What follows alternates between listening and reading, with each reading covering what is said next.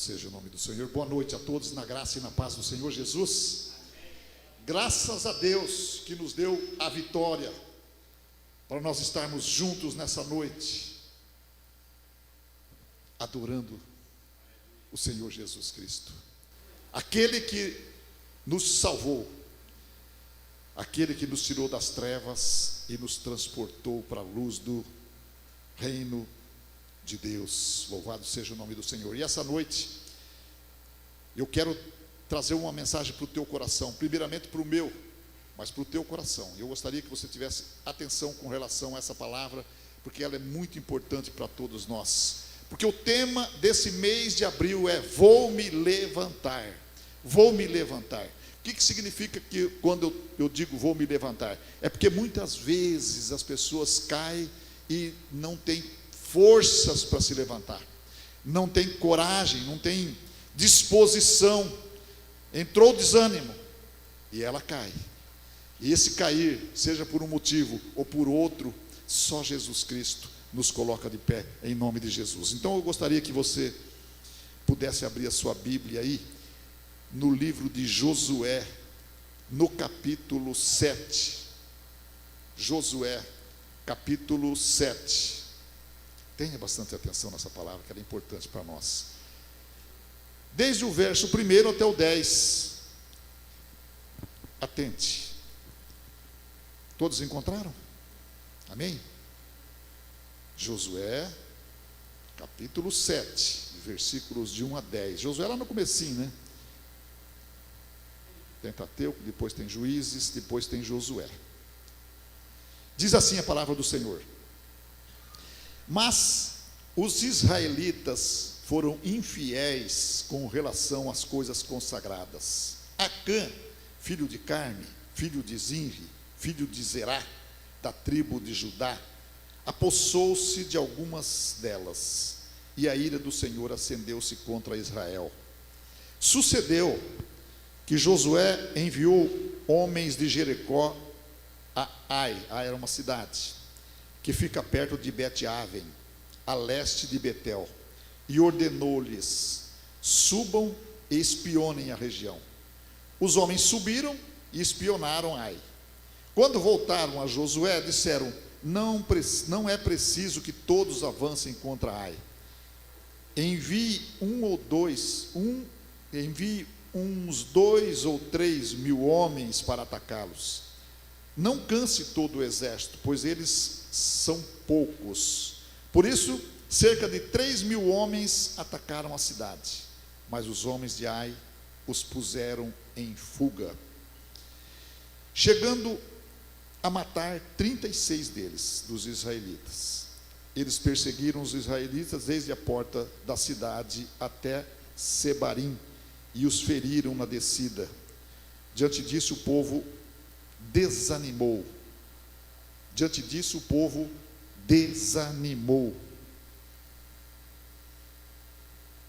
Desanimou-se completamente. Então Josué com as autoridades de Israel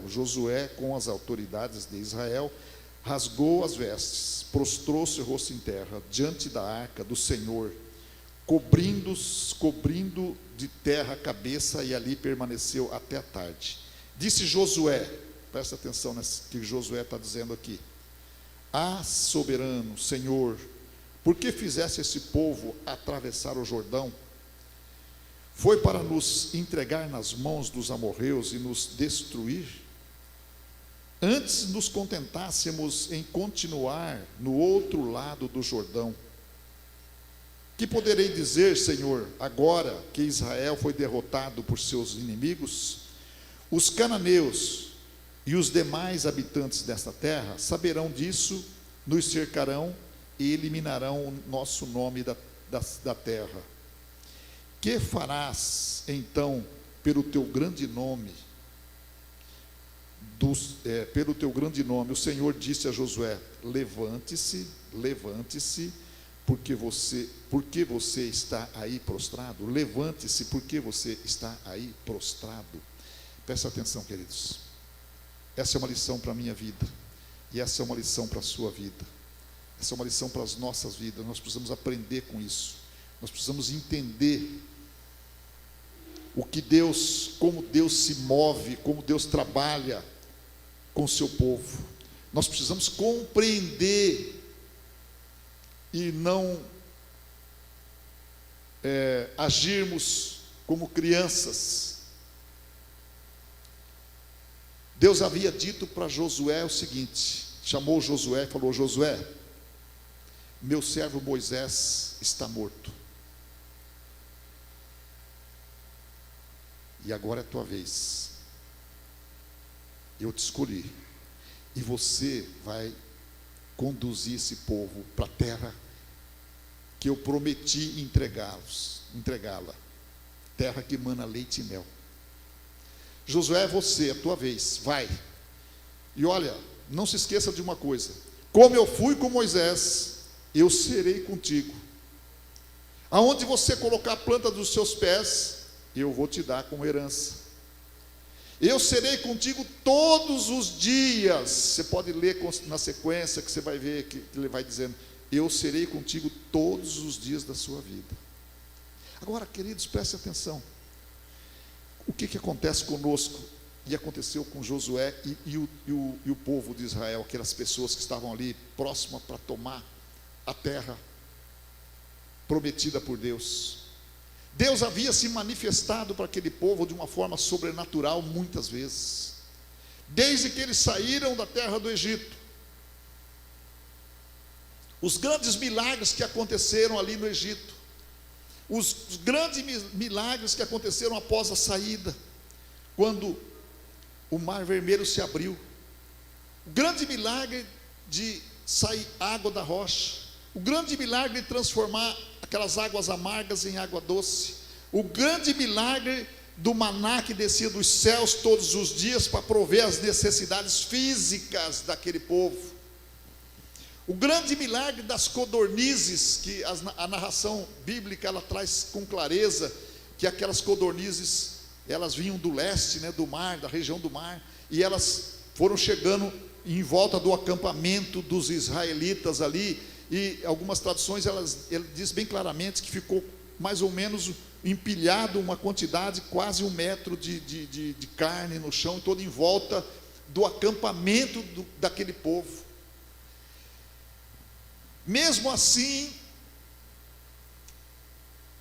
quando acontece a primeira derrota, pense aí com você, a primeira derrota que aconteceu, eles desanimam. Josué, comandante, ele chama os líderes de Israel, e todos eles se desanimaram juntos. E eles então Josué começa a murmurar contra Deus. Josué começa a culpar Deus: porque o Senhor nos fizesse atravessar o Jordão? Porque o Senhor nos fizesse sair de onde nós estávamos confortáveis do outro lado, e o Senhor nos trouxe desse lado aqui, para nós perecermos aqui na mão dos nossos inimigos? Então, uma coisa que nós temos que atentar, queridos, é essa questão de muitas vezes nós culparmos as pessoas e não examinarmos aquilo que nós somos, de muitas vezes nós apontarmos o dedo querendo achar um culpado para os nossos erros,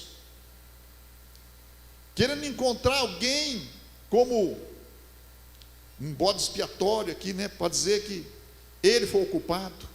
Normalmente você vê as pessoas fazendo isso.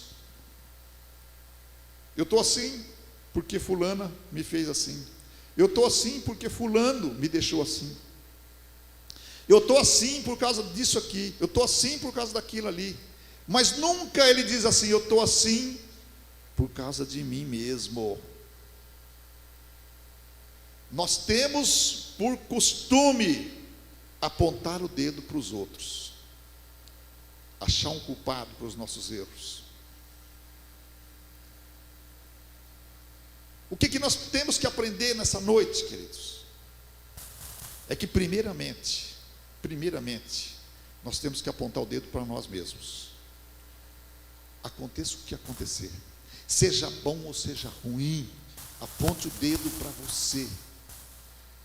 Olha, examine você próprio, o que está no teu coração. Nós somos seres capacitados a entender, a raciocinar. Nós temos uma mente fértil. Nós temos de 80 a 100 bilhões de neurônios na nossa cabeça, no nosso cérebro. Nós temos uma atividade vulcânica dentro do nosso cérebro para entender as coisas que estão ao nosso redor, mas muitas vezes nós não entendemos. Muitas vezes nós achamos culpados. Josué, não era ele o culpado, mas Deus havia dito para ele: olha, não toque nada disso aqui, isso aqui tudo é contaminado, isso aqui tudo é contaminado, isso aqui está contaminado. Esse povo adorava os deuses deles com esses objetos, com esse ouro, com essa prata, com esse produto. Eles adoravam ao Deus deles com isso. Então essas coisas estão contaminadas. E você olhando o texto de Josué até o final, ele vai dizer assim, ó: vocês não poderão vencer os vossos inimigos se tiver algo contaminado no meio de vocês. Eu vou achar aqui. Está um pouquinho para frente aqui, mas eu vou achar. Olha aqui, ó. No versículo 12, ele diz assim: por isso os israelitas não conseguem resistir aos inimigos. Ele diz assim, não, vamos começar do 11, do 11. Israel pecou, violou a aliança que eu lhes ordenei, apossou-se de coisas consagradas, roubou-as, escondeu-as e as colocou junto aos seus bens. Por isso os israelitas não conseguem resistir aos seus inimigos, fogem deles, porque se tornaram merecedores da sua destruição. Se tornaram merecedores da sua destruição. Presta atenção nessa palavra: se tornaram merecedores da sua destruição. Não foi Deus que fez eles serem destruídos. Não estarei mais com vocês, se não destruírem do meio de vocês o que foi consagrado à destruição. Agora, claro, a nossa realidade é outra. Claro que é outra realidade. Jesus nos comprou, Jesus nos resgatou, Jesus nos tirou das trevas e nos colocou no reino dele. Jesus nos trouxe, pela bondade e misericórdia dele, nos deu perdão e nos concedeu a salvação. Mas, queridos, prestem atenção: esse povo aqui não era um povo de Deus. Deus não havia escolhido esse povo. E o que ele disse para eles? Com essas coisas consagradas vocês não conseguem vencer não, os inimigos de vocês. Tem coisa consagrada. Porque nós confundimos muitas vezes salvação com vida na terra, com a nossa vida na terra. Nós confundimos muitas vezes a salvação. Salvação é uma coisa. Esses dias eu estava conversando com uma pessoa e eu disse para ela: olha, o pecado, todos nós somos pecadores. Todos nós somos pecadores. Todos nós cometemos pecados. Todos os dias nós cometemos pecados. Mas é claro que o pecado, ele foi para nossa salvação. Jesus nos trouxe, deu a cobertura, e ele nos perdoa todos os dias e nos leva para a salvação. O pecado, desse pecado que nós cometemos diariamente, apenas o despertar do Espírito Santo, nós já nos arrependemos. Por isso que nós não somos condenados, não vamos para o inferno. Mas, queridos, não é esse o pecado. O problema do pecado é o embaraço nessa vida terrena. O problema das coisas contaminadas é o embaraço na vida terrena. Porque Deus não vai, lógico, que a salvação é pela graça, Ele nos deu a salvação. Mas o pecado, ele nos embaraça nessa vida terrena. E aí as pessoas não conseguem entender isso e misturam as coisas, salvação com prosperidade, com vida tranquila, com vida fácil, com vida boa. Mas nós precisamos entender que se há coisa contaminada, mesmo Jesus tendo nos comprado, o sangue de Jesus nos resgatou, o Espírito Santo habitando em nós, Jesus habitando em nós, que é o Espírito Santo, mesmo assim, as coisas contaminadas nos embaraçam na terra. Nos embaraçam na terra. Essa é uma realidade. Isso nós não podemos esquecer, nós não podemos negar, nós não podemos ser enganados e achar que não. Eu vou fazer, eu vou conquistar, eu vou à frente. Se tiver coisa contaminada, você vai se embaraçar. Nós vamos nos embaraçar. É por isso que esse povo não venceu aqueles inimigos. E você acha que nós não somos assediados pelo nosso inimigo espiritual todos os momentos do nosso dia? Você acha que o nosso inimigo Satanás, ele não está tentando nos levar todos os momentos do nosso dia, todos os nossos momentos? Você acha que não? É claro que ele está. É claro, ele não pode nos tocar, não pode, se não houver nada contaminado em nós. Porque o que é contaminação? Eu quero que você entenda bem isso. Não é aquele pecado que você cometeu, às vezes, por um pensamento, por uma palavra. Não é isso. É a cobiça das coisas do reino das trevas para as nossas vidas. É o desejo de ter as coisas do reino das trevas junto com as coisas celestiais. É o desejo de misturar. Eu quero um pouquinho daqui e um pouquinho daqui. Você está entendendo? Você consegue entender? É o desejo de trazer um pouquinho daqui e um pouquinho daqui. E eu vou estar tudo bem. Eu tenho Jesus, mas eu não quero ficar sem esse meu costume aqui. Eu quero trazer isso aqui para mim. Eu quero desfrutar disso aqui. Você sabe o que eu estou falando, você entende o que eu estou dizendo, você consegue entender. O reino das trevas é astuto, ele nos assedia, ele nos quer, ele nos apresenta situações para nos corromper. Isso é uma realidade, para nos corromper. E muitas vezes nós queremos aquilo, porque aquilo é bom. Nós olhamos aquilo é um pecado. Nós entendemos que aquilo é uma coisa contaminada. Tem muitas coisas contaminadas que estão disfarçadas, mas elas são contaminadas na casa dos crentes. Tem muitas coisas que os cristãos têm usado do reino das trevas dentro das suas próprias casas. E é isso que nós precisamos alertar. Foi isso que aconteceu com o povo de Israel. Eles não conseguiram derrotar os seus inimigos.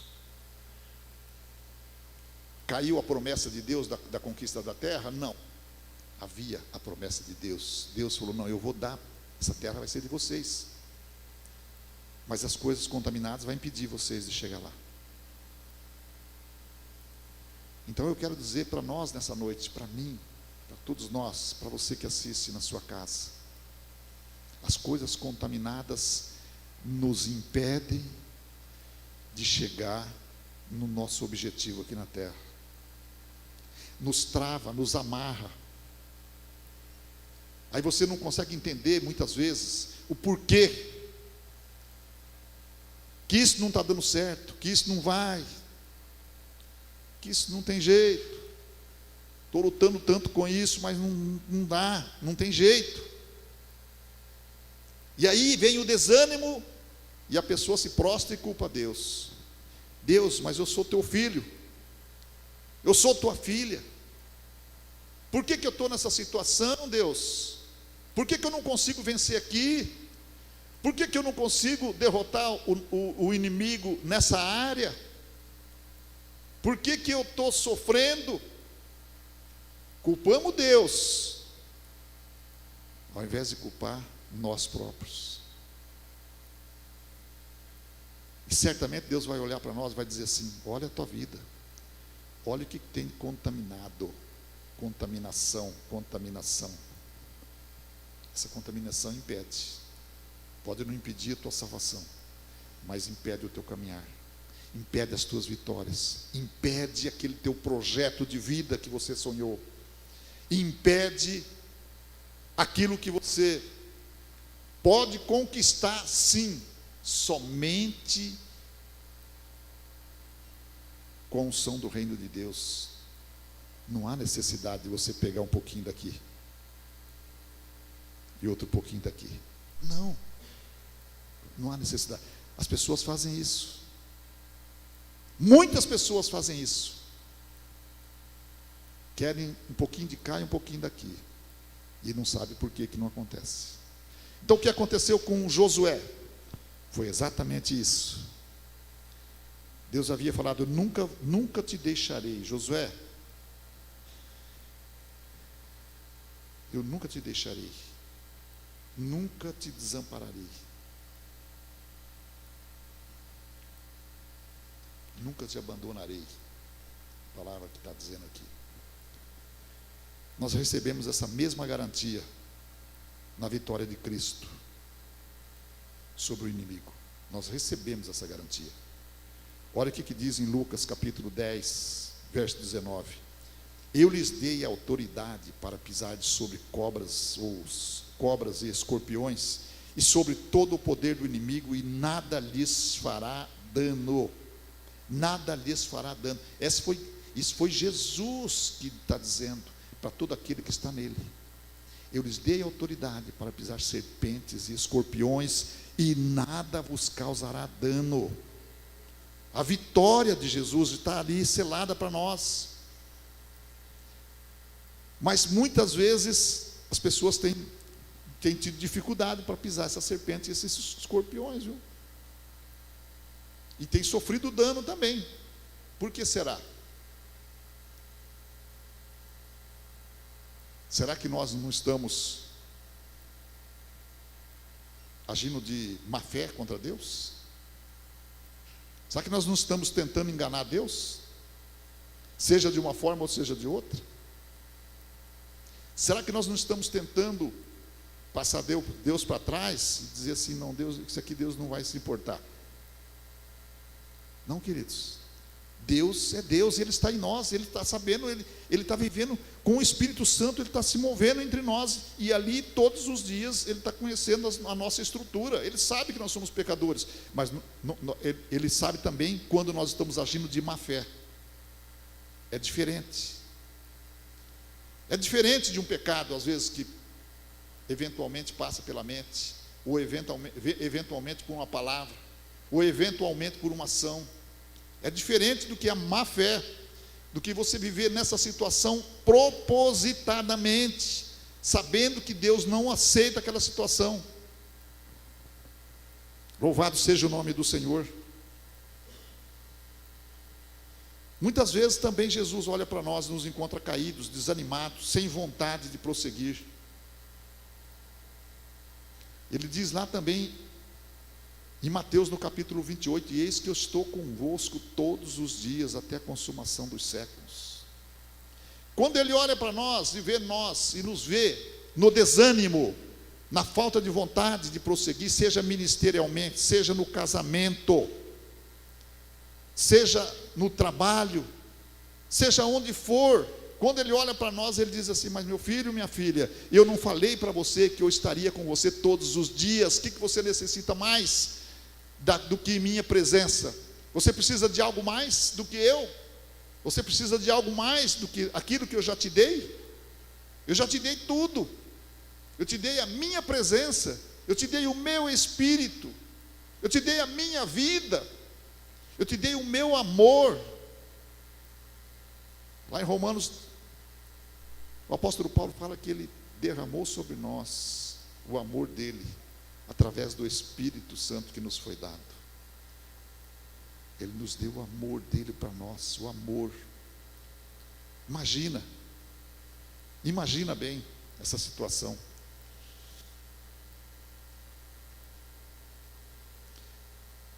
Segundo aos Coríntios capítulo 4, verso 8, diz assim: de todos os lados, o apóstolo Paulo está dizendo, de todos os lados somos pressionados, mas não desanimados, ficamos perplexos, mas não desesperados, somos perseguidos, mas não abandonados, abatidos, mas não destruídos.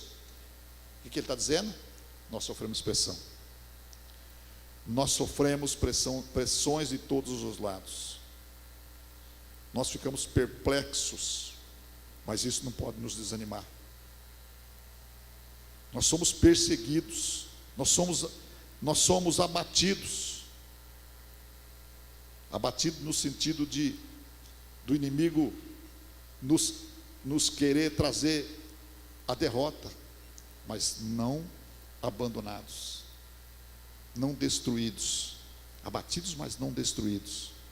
E o apóstolo Paulo vai continuando ali, porque eu trago no meu corpo as marcas de Jesus. As marcas de Cristo estão em mim. As marcas de Cristo estão em você.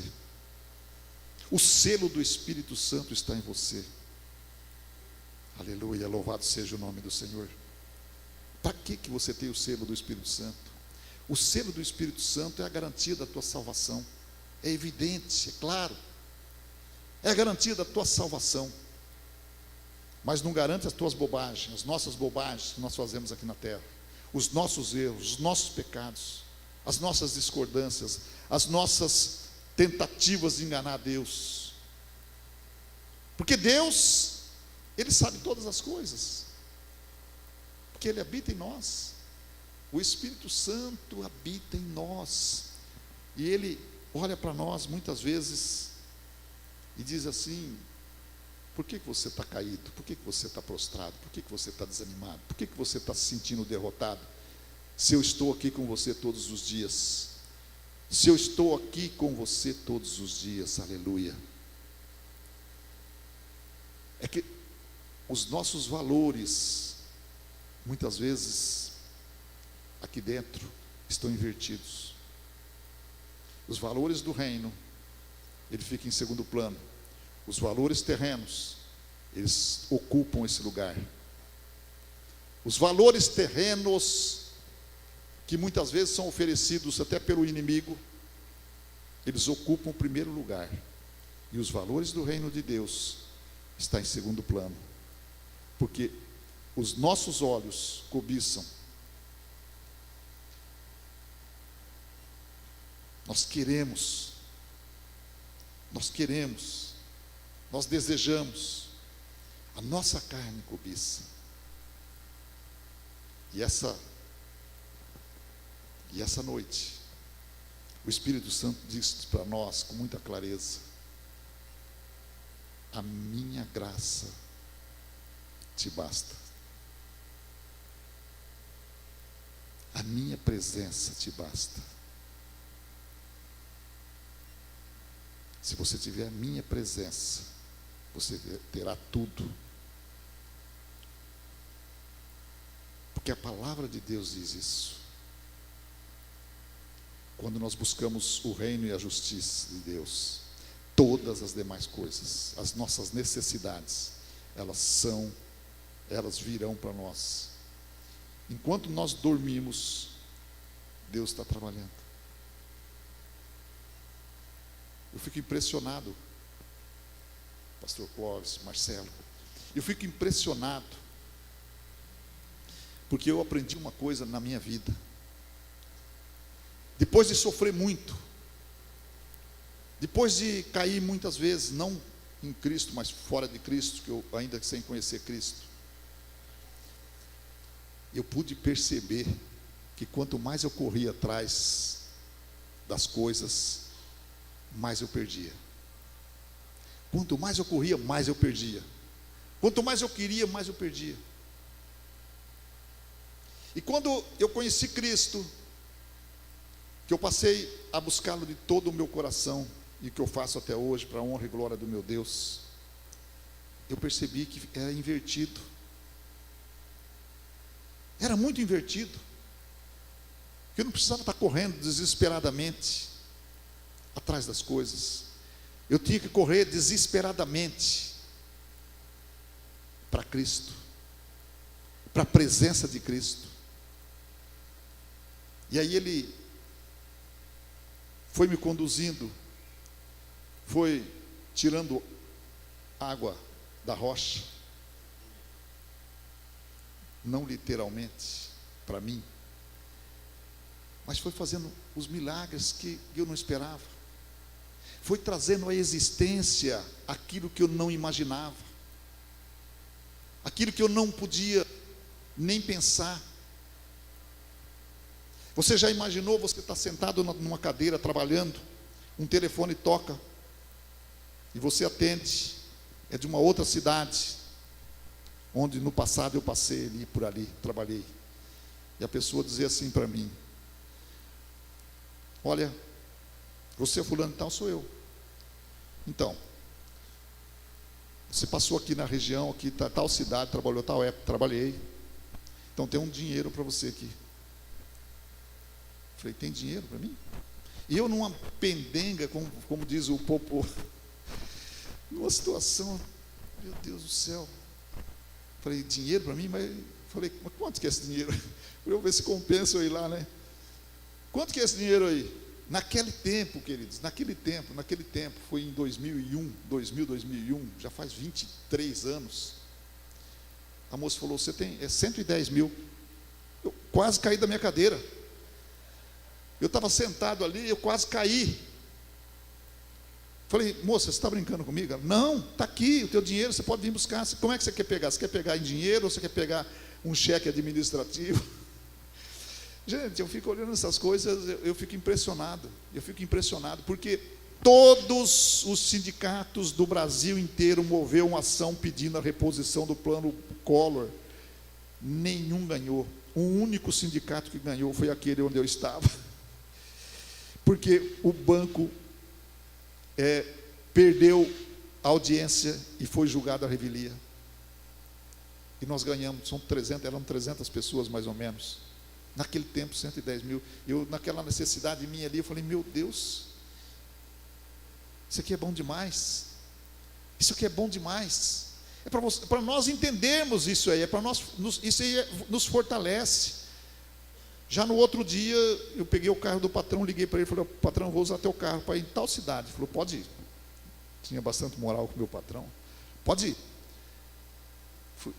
Já falei naquele dia, falei para a moça, falou: você deixa 10 mil reservado, 10 mil não, 11 mil, aquela 110 mil, 11 mil em dinheiro, e o resto você pode fazer um cheque administrativo. E eu cheguei lá no outro dia, fui lá naquele sindicato e peguei aquele cheque de 99 mil, acho que 100 mil, sei que é o valor do cheque administrativo, e mais 11 mil em dinheiro. O que eram esses 11 mil em dinheiro, queridos? A primeira coisa que Deus colocou no meu coração: esse é o dízimo que você vai entregar na igreja que você congrega. Esse é o dízimo. E eu peguei aquele dinheiro, vim com uma disposição tão grande, com uma alegria tão grande para entregar, que eu não esperei nem o culto. Eu não esperei o culto do dia que ia ter, do domingo. Eu fui lá na igreja, liguei para o pastor, falei: ó, preciso levar meu dízimo aí. E cheguei com aquele dinheiro, aquele pacote de dinheiro, falei: ó, esse aqui é meu dízimo. E ele quase também caiu da cadeira, porque acho que nunca tinha recebido um valor tão bom assim de dízimo. Mas, queridos, e a minha filha me criticava, minha filha não era convertida ainda nessa época, e ela falava para mim: pai, pelo amor de Deus, pai, você está numa situação difícil, você vai pegar o dinheiro que você ganhou e vai dizimar. Falei: filho, eu nem contava com esse dinheiro veio. O que é esse 11 mil, perto do que Deus pode fazer? O que é esse 11 mil reais? Eu falo isso aqui no púlpito com bastante alegria no meu coração. Hoje ela é convertida e ela entende, ela consegue entender essas coisas. Passado muito tempo, mais uns 3 anos, quando eu quebrei muito grande lá em Maringá, e eu fiquei com uma dívida muito grande no banco que eu trabalhava, e o banco me cobrava, e o banco cobrava meu avalista, e eu não sabia o que fazia. Fazer o quê? Dinheiro, eu dava 80 mil reais naquele tempo, mas eu tinha convicção que aquela dívida não era minha, senão podia ter pago, né? Eu tinha convicção que aquela dívida não era minha.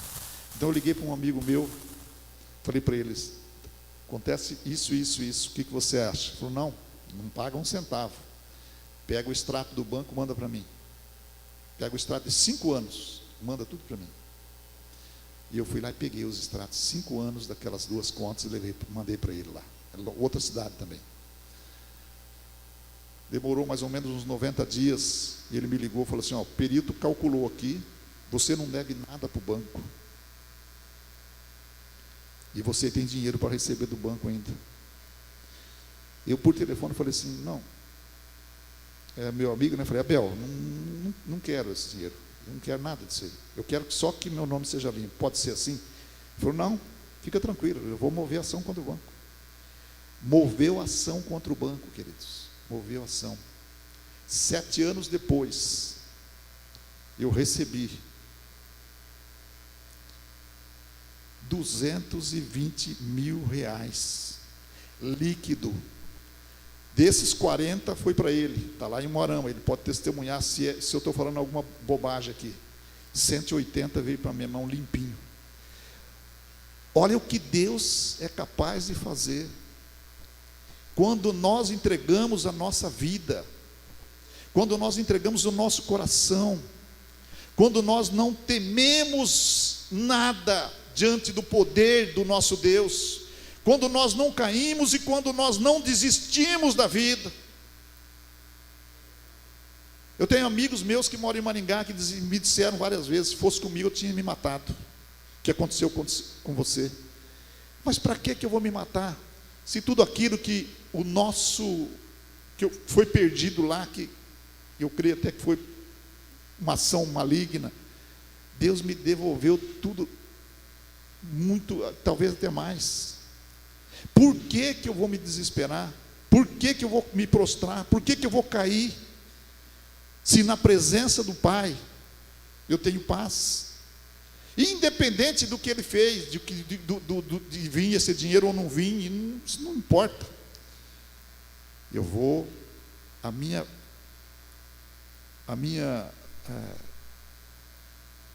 diante de Deus, a minha vida vai continuar sendo a mesma. A minha atitude diante de Deus é a mesma. Eu sei que é Ele que nos dá. Eu sei que é Ele que nos dá enquanto nós dormimos. Eu peguei daquele valor, dizimei 100% daquele valor também. Descontou lá, peguei aqueles 18 mil reais. E me sobrou bastante dinheiro ainda. Essa casa que eu moro nela hoje, é essa casa. Então, queridos, eu quero que você tenha muita atenção nessa palavra de hoje à noite. Eu quero que você enxergue a realidade que é quando você vive em Cristo Jesus verdadeiramente.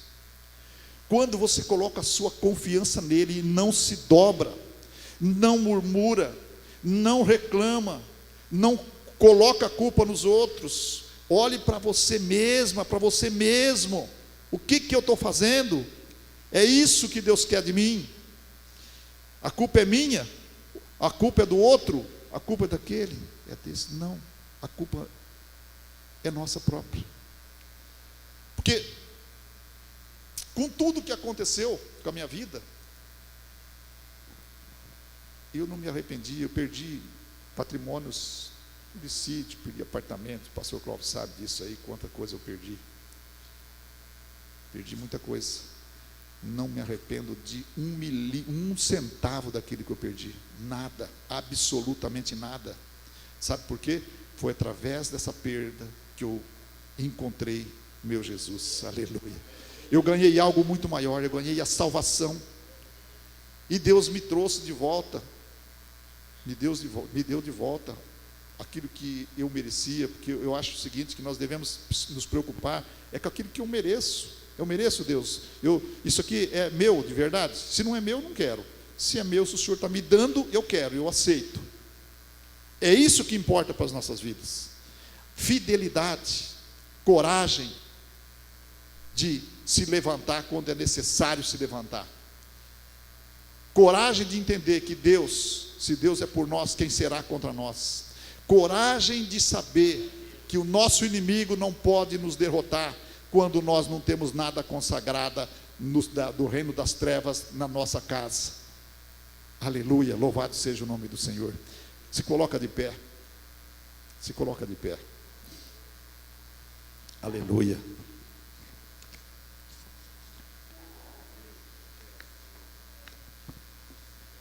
Eu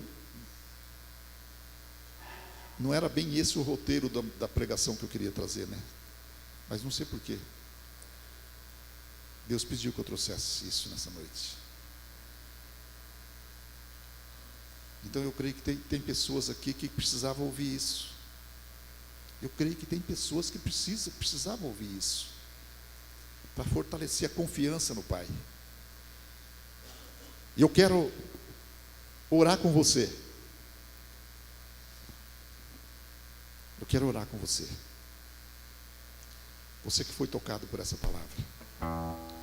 E você que quiser vir aqui na frente. Nós queremos orar por você. Nós queremos impor as mãos. Talvez você tenha algo parado, travado, que não está desenvolvendo. Então Deus está nos mostrando que a confiança é nele. Pode vir aqui, pode vir. Eu sei que você quer vir aqui na frente. Eu sei que você quer vir. Aleluia, Jesus. Glórias ao nome do Senhor. Santo é o Senhor. Tu és bom, Pai. Tu és santo. Tu és poderoso. Tu és a alegria da minha vida. Tu és o único bem em quem eu posso dizer: estou feliz com esse bem que eu tenho.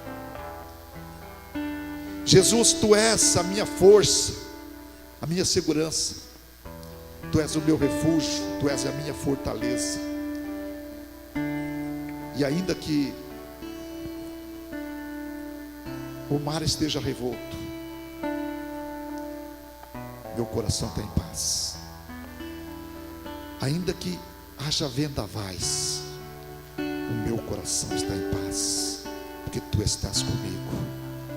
Ainda que esteja no vale de sombra de morte, meu coração está em paz, porque Tu estás comigo. Aleluia. Grande é o Senhor, e muito digno de ser adorado, muito digno de ser louvado. Aleluia.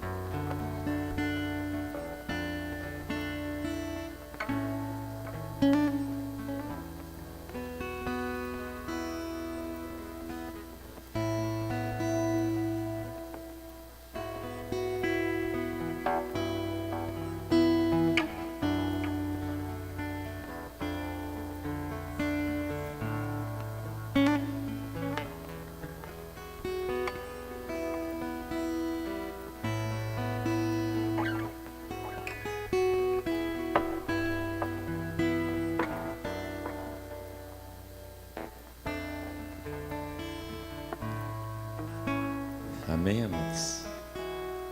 Todo mundo feliz? Não sei se vocês estão sentindo o que eu estou sentindo, mas é uma presença muito forte do Espírito Santo aqui. Estava orando aqui para algumas irmãs e o Espírito Santo dizia assim para mim: eu sou a força para levantar essa pessoa. É a força de Deus. Que o Senhor abençoe muito vocês em nome de Jesus. Que a graça do Senhor esteja sobre vocês. Se você recebeu essa palavra aqui do Espírito Santo através do pastor Aguiar, e você pode dizer assim: pastor Clóvis, eu nunca fui fiel no dízimo. Preste bem atenção nisso. O Aguiar era novo convertido, bem novinho, quando o Senhor presenteou ele com algo sobrenatural. A primeira coisa que ele fez foi tirar o dízimo do Senhor. Não foi cheque visado, foi em espécie, e consagrou no altar de Deus. A segunda também. Se você não quer acreditar, problema seu. Eu não posso mudar você. Se você não quer acreditar, infelizmente está tudo certo para você. Mas aqui tem um exemplo de uma pessoa que não é uma criança, não é um adolescente. Tem uma pessoa que veio para mim, para você nessa noite, e disse assim: se você é fiel no pouco, Deus é fiel no pouco, no muito e no bastante para você. É você que sabe. Eu sempre explico aqui para os irmãos que o maior prazer do Pai Celestial é que os seus filhos sejam completos. Então, se você, Deus te deu a graça de ganhar um salário mínimo, fique com 90%, entregue o que é do Senhor. Se você vender uma galinha por 50 reais, fique com 45, dê os 5. Seja fiel ao Senhor. Se você consertou um cano, você é encanador e ganhou 100 reais, fique com 90 reais, entregue os 10 reais do Senhor. Eu estou ensinando vocês aqui um exemplo de vida desse homem, porque ele copiou da Bíblia. Ele foi ensinado pelo Espírito Santo e copiou da Bíblia. Então quebre as maldições da sua vida. Sabe o que é o anátema dentro de você? Sabe o que é alguma coisa consagrada a Satanás dentro de você? O materialismo, o marxismo diabólico. E isso vai levar você para a destruição. Nós temos hoje uma receita. É a obediência a Jesus Cristo. Se você trouxe uma oferta nesta noite e quer trazer aqui no gasofilácio, talvez entregar o seu dízimo pela primeira vez. Você que está em casa, tem jeito de colocar aqui a chamada do dízimo ou não? Não tem? Você que está em casa, se você quiser contribuir, nós vamos colocar aqui ver se nós conseguimos aqui, Rafa, ver se você consegue. Porque é muito importante, pastor Aguiar.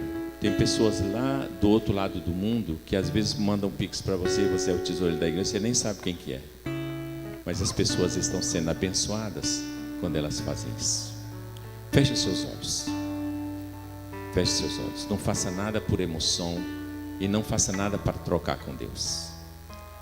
Paizinho, Abba, Pai. Paizinho. Muito obrigado por essa palavra tremenda, Senhor. E nós podemos começar a nos levantar numa posição que agrade ao Teu nome. E através dessa posição nós sermos completos na vida espiritual, na vida familiar e na vida financeira. Nós consagramos os dízimos e consagramos as ofertas ao Senhor. Aquilo que o Espírito Santo tocar no coração desta criança, desse homem, dessa mulher, dessa pessoa. E quando eles trouxeram aqui no gasofilácio, Senhor, que nós consagramos ao Teu nome. Senhor, que seja uma semente, que essa semente produza 60, 100 e 1000 por um. Nós oramos porque acreditamos na Tua palavra e profetizamos em nome de Jesus. Diga amém, Jesus? Se você trouxe uma oferta, traga aqui no gasofilácio. Ali, apareceu a chave Pix. É o CNPJ da igreja. Você que está em casa, você de São Paulo, você de Santa Catarina, você lá do Ceará, da terra da irmã Maria, você pode fazer a sua contribuição. Você de Curitiba e de qualquer lugar do Brasil, do mundo, você pode fazer a sua contribuição e Deus vai honrar você. Amém, amados? Queridos, no próximo sábado nós vamos ter aqui aqui na igreja, tem a célula dos jovens? Vai ter a célula?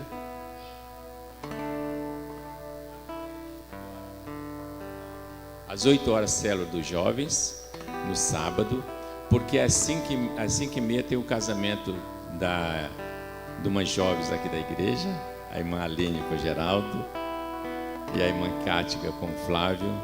Esses dias eu falei aqui que as duas iam casar, e aí algumas pessoas falaram, você não explicou direito. Daqui a pouco vão pensar que as irmãs vão casar entre si mesmo. Não, irmãos, elas vão casar com seus respectivos esposos, né? Lógico. Então, no sábado vai ser o casamento delas, vai ser lindo, bonito. Domingo nós vamos ter a Santa Ceia, vai ser muito bênção. Quem quiser na Santa Ceia também, lá na região norte, é às 9h30 lá, tá certo? Então você pode participar lá e depois participar aqui também, vai ser uma bênção. Deus seja louvado. Amém? Vamos ficar em pé? Vamos ficar em pé? Ô Denis, você está feliz, né? Você é ao lado desse menino aí bonito, dessa mulher bonita e de um Jesus maravilhoso, cara. É muito bom isso, não é? Muito bom. Vamos então receber a bênção apostólica e nós vamos na paz do Senhor. Depois você vai dar um abraço nessa pessoa querida que está ao seu lado aí, tá bom? Feche seus olhos, estenda as suas mãos. Que o Senhor te abençoe e te guarde. Que o Senhor faça resplandecer o seu rosto sobre nós, sobre a igreja. Que o Senhor estenda a sua graça e a sua misericórdia sobre a noiva de Cristo. Nós pedimos que a bênção do Deus Pai, do Deus Filho e do Deus Espírito Santo permaneça com a igreja de Jesus, hoje e para todos sempre. Todos digam amém, Jesus. Dê uma salva de palmas. Cumprimente aí o seu irmão e a sua irmã. Cumprimente ele. Dê um abraço aí. Você que está perto da esposa, do esposo, do amigo, da amiga. Aos irmãos que estão aqui, Deus abençoe vocês. Isaías, fica em paz, profeta. Deus abençoe.